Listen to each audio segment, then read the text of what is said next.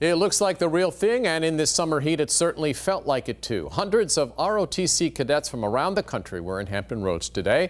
The training they got today will help shape their careers in the military. New at 5:30, 13 News Now anchor Philip Townsend takes us along. The faces of our future military leaders.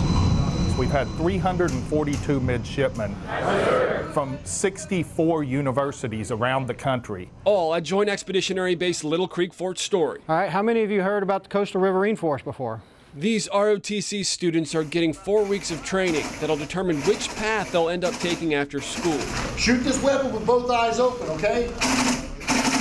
It's a unique opportunity to really kind of let them know about additional leadership experiences and opportunities they'll have later on in their career. That's Captain Ty Britt, the commander of Coastal Riverine Group 2.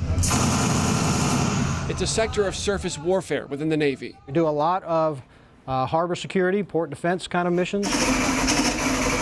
And it's the focus of this week's training. Simulators giving the students a real feel for what the job is like, so they can ultimately decide if this is what they want to do.